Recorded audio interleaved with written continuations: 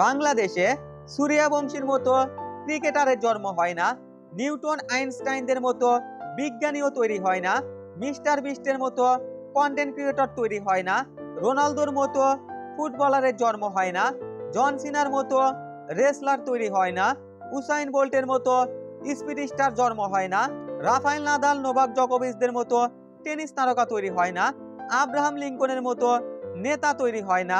কিন্তু কেন?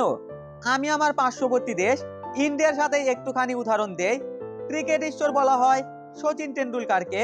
সচিন টেন্ডুলকার নিজের ছেলের জন্য সুপারিশ বা তদারকি করা তো অনেক দূরের কথা, সচিন নিজে বলেছে আমার ছেলে আমার নামের উপর বিন্দু পরিমাণ যেন ছাড় না পায়।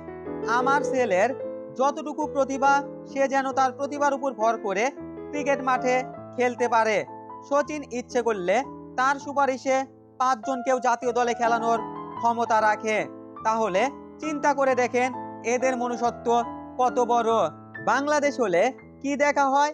কার ভাতিজা, কার ভাগিনা, কার ছেলে, কোন নেতার লোক, এগুলো। বাংলাদেশে তো সামান্য কাউন্সিলরের সুপারিশেই অযোগ্যরা যোগ্য স্থানে জায়গা পেয়ে যায়। এই কারণেই বাংলাদেশে সূর্যবংশীদের মতো ক্রিকেটার তৈরি হয় না, রোনালদোর মতো ফুটবলার তৈরি হয় না, আইনস্টাইন নিউটনদের মতো বিজ্ঞানীও তৈরি হয় না।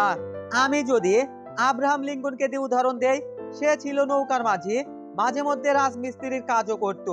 একজন রাজমিস্ত্রি হয়েও আমেরিকার মতো শক্তিশালী দেশের প্রধানমন্ত্রী হয়েছিল আব্রাহাম লিঙ্কন, যে আমেরিকা একটা সময়ে সারা পৃথিবী শাসন করত। এখন যে শাসন করে না এ কথা বললেও ভুল হবে। এখন পর্যন্ত আমেরিকা সারা বিশ্বের 3/2 ভাগ শাসন করে। বাংলাদেশে কোন রাজমিস্ত্রি বা নৌকার মাঝি কোনোদিন প্রধানমন্ত্রী হতে পারবে? কখনো না।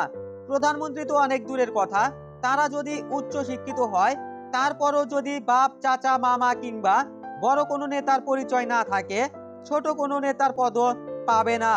আবার সুপারিশ ছাড়া ভালো কোনো চাকরিও পাবে না। এই কারণেই বাংলাদেশে কিংবদন্তিদের জন্ম হয় না।